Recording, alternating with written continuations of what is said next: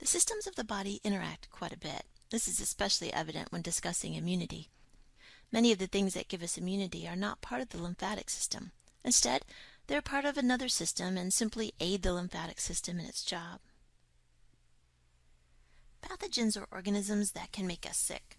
Pathogens come in several forms. Bacteria can be a pathogen. These are the ones that give you sinus infections, infected cuts, meningitis, etc. But not all bacteria are pathogenic. We couldn't live without some of them. There are also pathogenic fungi. Most of the pathogenic fungi are single-celled organisms called yeast. Pathogenic yeast can cause athlete's foot, thrush on the tongue, vaginal yeast infections, and so on. There are parasites as well, such as pinworms, roundworms, tapeworms. There are viruses. A virus is a bit of DNA or RNA that's wrapped in its own protein coat. Since it has none of its own cellular machinery, it invades other cells and hijacks the cell's machinery to make proteins and copies of itself. In the end, the cell gets so filled with these copies that the cell ruptures. Then those copies end up going on to infect new cells, and the whole process keeps rolling. There are cancers. Now, these are actually our own cells that have been damaged. They can't control their functions any longer, so what happens is they end up, instead of dying like they're supposed to when they get worn out, they undergo uncontrolled mitosis, continuing to make copies of themselves. This makes a tumor that keeps growing and growing until surrounding tissue is crowded out and becomes damaged. That's usually the point where most people realize they have the cancer. Other things that can happen with cancer is that the cancerous cells can break loose of the main tumor and spread in other places of the body, setting up tumor growth in those locations. Though not an organism, there are also toxins. These are also harmful to the body, and the immune system has to deal with those as well. The first line of defense is our non-specific immunity system. What that means is that the defense is not targeted against a specific invader. Instead, it's an innate defense against a variety of pathogens. We'll take a look at skin, mucus, urine, stomach acid, tears, and symbiotic organisms. The systems in this section act as the first line of defense and either keeps pathogens out, as in the case of skin, or they try to trap or kill pathogens before they get very far in the body, as in the case with mucus and gastric juice. The vast majority of pathogens do get stopped at this first line of defense. The skin is part of the integumentary system. The keratin in skin cells make skin waterproof, and it allows the skin to act as a barrier, keeping foreign invaders out of the body. Sweat washes the surface of the skin. It also helps lower the pH of the skin. Those low pH environments inhibit the growth and activity of many pathogens. The sebaceous glands secrete oil, which contains antibacterial substances. Some epithelial tissues, such as that found in the sinuses, trachea, and cervix, secrete mucus. This mucus traps and catches microorganisms so that they cannot go anywhere. Once the pathogens are trapped in the mucus, the body needs to get rid of them. That is accomplished by cilia on certain cells that line the mucus-producing epithelium. These cells beat their cilia, moving mucus toward the mouth or nose. We can then blow our nose, cough, or swallow the mucus so as to get rid of it. The cervical mucus is a nonspecific defense against infection. But in addition, cervical mucus contains antibodies, which are part of the acquired immune system. Thus, cervical mucus is a mixture of nonspecific and specific defense. Urine is also a very important first line of nonspecific immunity. Any opening to the outside is a potential place for infection. Urine washes out the tract that leads to the outside. It helps fight off any organisms attempting to enter the body that way. The acid in the gastric juice kills most pathogens. Thus, swallowing our own mucus helps us kill pathogens that are stuck in the mucus. If we eat food that contains bacteria, as most food does, the gastric juice in our stomach kills those bacteria before they can do any damage. Tears contain an enzyme called lysozyme. This enzyme breaks down the cell walls of many bacteria. The term lyse means to break, so lysosome is an enzyme that breaks cell walls. Lysozyme is the main reason that we rarely get eye infections. The tears bathe the eye in lysozyme, killing bacteria which try to infect it. However, sometimes even the lysozyme in tears is not enough to kill the bacteria invading the eyes. When that happens, the eye gets infected. The most common bacterial infection of the eye is known as pink eye. There is one more first line of innate immunity: symbiotic organisms. There are a host of symbiotic organisms which live throughout the body. Bacteria in our intestines, for example, produce vitamin K, and in return we provide food and a place for them to live. Those symbiotic bacteria flourish in our intestines, and their population can actually squeeze out populations of pathogenic bacteria and fungi which might get past the stomach. In addition, symbiotic bacteria and fungi that live on our skin and consume our sweat produce lactic acid, which fights off both pathogenic bacteria and fungi. Now we are to our second line of defense, the immune system. There are two big divisions in the immune system: innate immunity and acquired immunity. Innate immunity is a nonspecific immune response because it's the same regardless of the pathogen or toxin encountered. You have this as soon as you're born. You cannot get distemper, for instance, because you have an innate immunity to this disease common to dogs. Acquired immunity is an immunity response targeted at a specific pathogen or toxin. When we catch and then recover from a certain disease, we might become immune to that specific disease. However, that immunity will not help us fight off another disease. For instance, chickenpox immunity won't help you against the measles. The immunity we acquire once we get chickenpox is specific only to the chickenpox virus. The immune tactics we'll now take a look at target a specific type of invader. It could be a whole group, such as bacteria or viruses, or be very specific to a particular pathogen, such as the chickenpox virus. Interferon is a protein produced by a cell infected by a virus. There's really no hope for a cell once the virus enters the lytic pathway. However, as it's being attacked by the virus, the cell will produce interferon. The interferon won't save that cell, but it will affect neighbor cells as they're being signaled to strengthen themselves against viral attack. Complements are involved in fighting foreign cells, which are generally bacteria. The complement system is made up of 20 plasma proteins made by the liver, which is then released into the bloodstream. Like blood coagulation factors, these proteins stay inactive in the blood serum until something activates them. The foreign invader itself can activate the protein, or the presence of antibodies bound to antigens can do the activation. Either way, this happens only when foreign cells are present. They can lyse bacteria. The complement proteins combine to form a hole in the plasma membrane of foreign cells, particularly bacteria. This causes its components to leak out, killing the foreign cell. Not only can the complement proteins lyse bacteria, but they can also attract phagocytotic cells.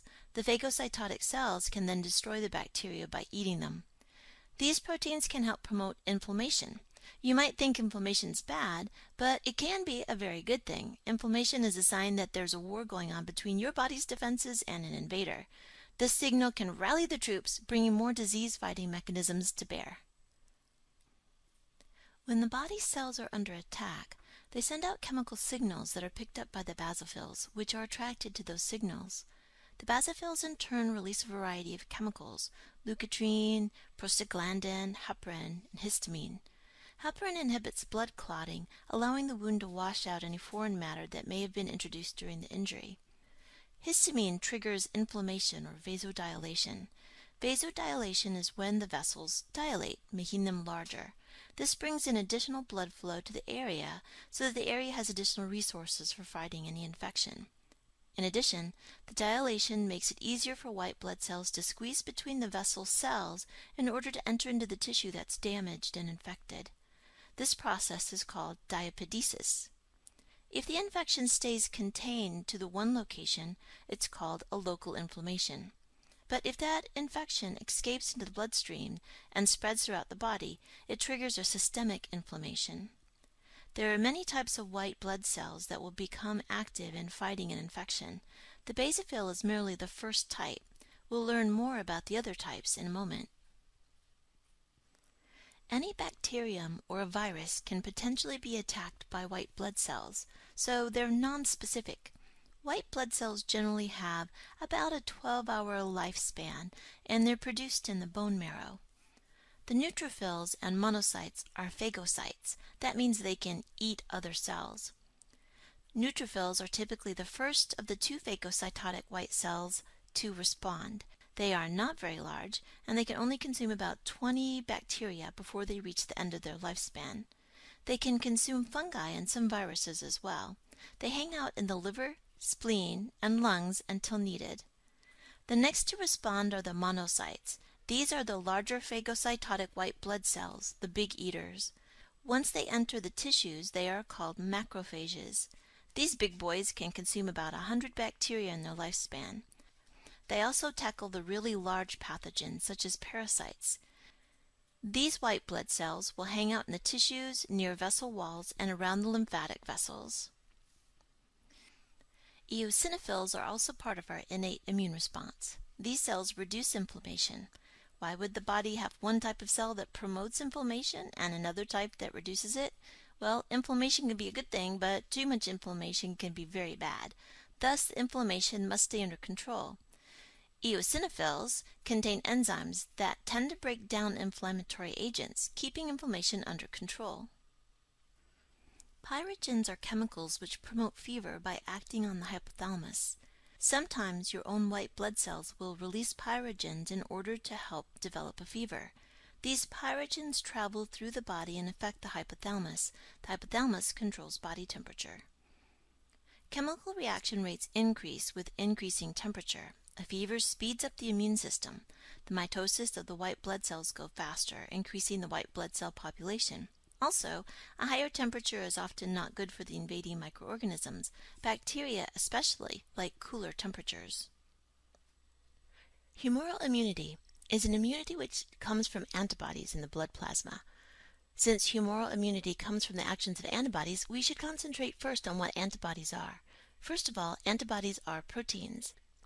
Basically, antibodies are made of 4 polypeptide chains, 2 identical heavy chains and 2 identical light chains.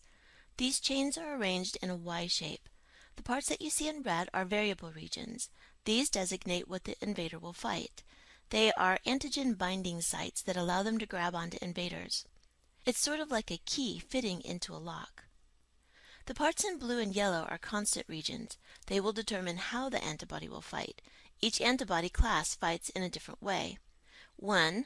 They could bind directly to the antigen. This would be the job of immunoglobulin D. They can bind the antigens together, and that would be immunoglobulin A. They can activate complement. That would be the job of immunoglobulin M, but scientists have found that immunoglobulin G can do this as well. They can stimulate phagocytosis. This would be immunoglobulin G's job.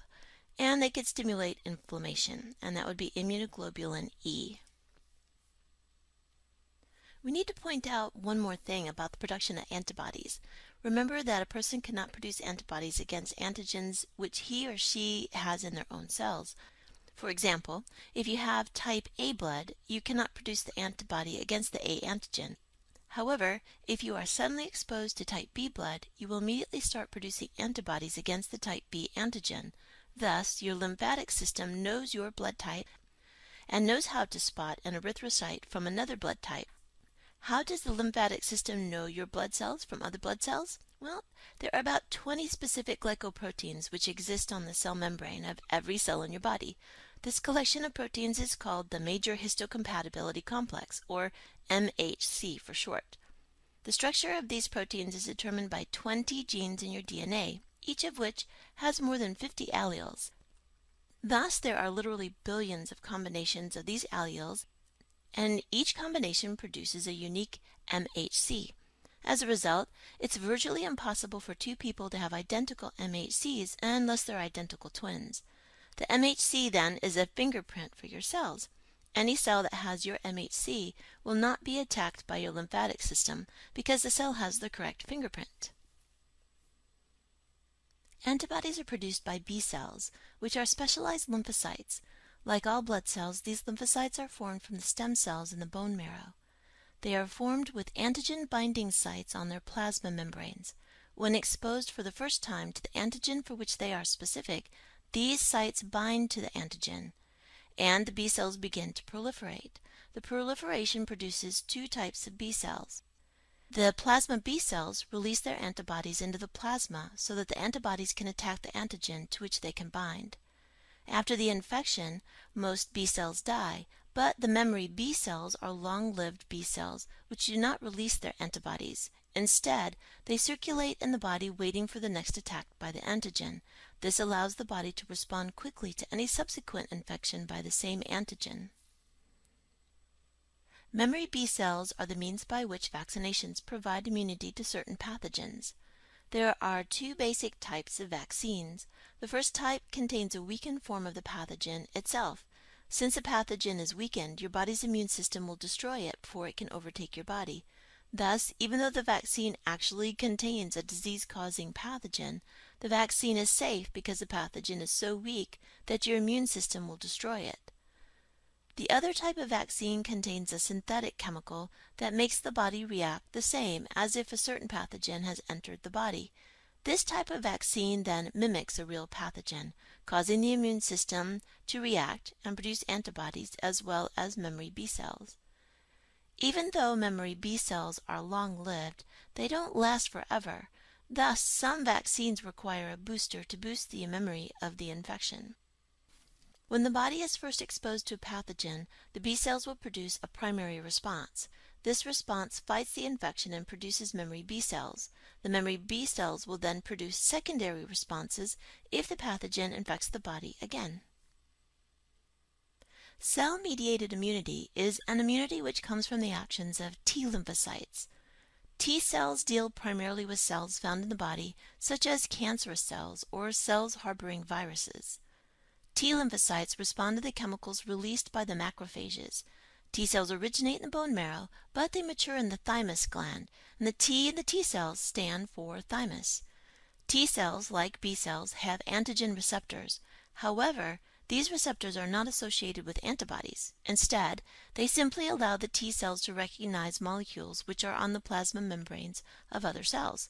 This helps the T cells distinguish between cells which belong to the body and cells which do not. When a cell has been invaded, it often produces MHC proteins that are not part of the fingerprint of the body's cells. This then makes the cells look foreign to the T cells, and the T cells react. Even cancerous cells usually produce aberrant MHC proteins, which once again causes the T cells to react. They divide and specialize into different types. Cytotic T cells puncture any cell in the body that are infected with viruses or are cancerous. Helper T cells connect to the macrophages via a major histocompatibility complex and greatly increase the rate of cell division of all lymphocytes, helping the defense system cope with more pathogens. The well-publicized disease known as AIDS, or acquired immune deficiency syndrome, is caused by the human immunodeficiency virus HIV. This virus destroys helper T cells. As the population of helper T cells in the infected person diminishes, pathogens which would normally not be able to get through the immune system are able to take hold, because B cells and cytototic T cells production is limited. Cytotic, or killer T cells, and helper T cells are classified as effector T cells. Memory T cells store the chemical compositions of pathogens and the attacks against them. Suppressor T cells shut down the immune system in case the attack is against the body itself, an autoimmune response, or when the immune response is over.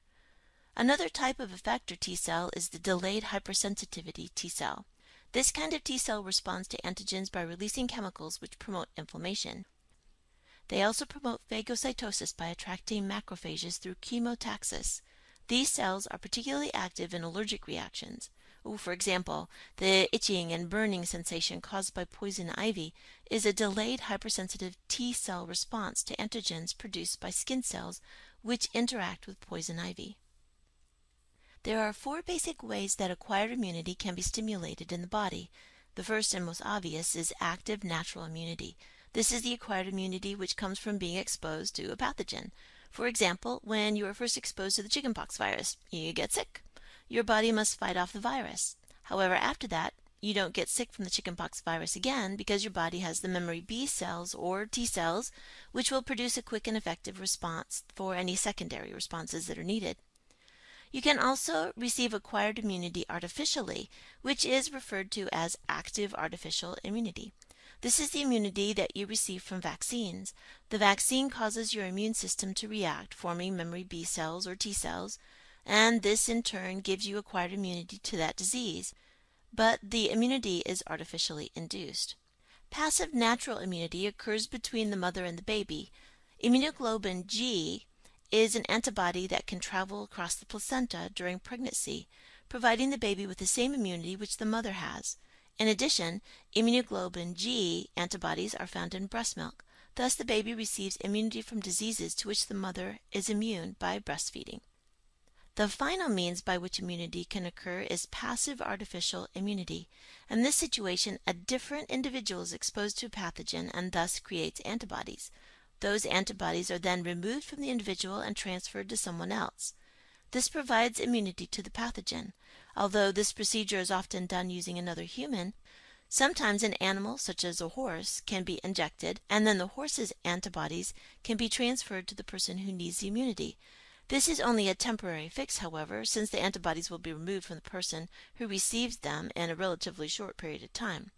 Examples of this procedure include treatments to fight rabies and tetanus in people who are not vaccinated against the disease but are exposed to them. One type of immunity which is not good is autoimmunity.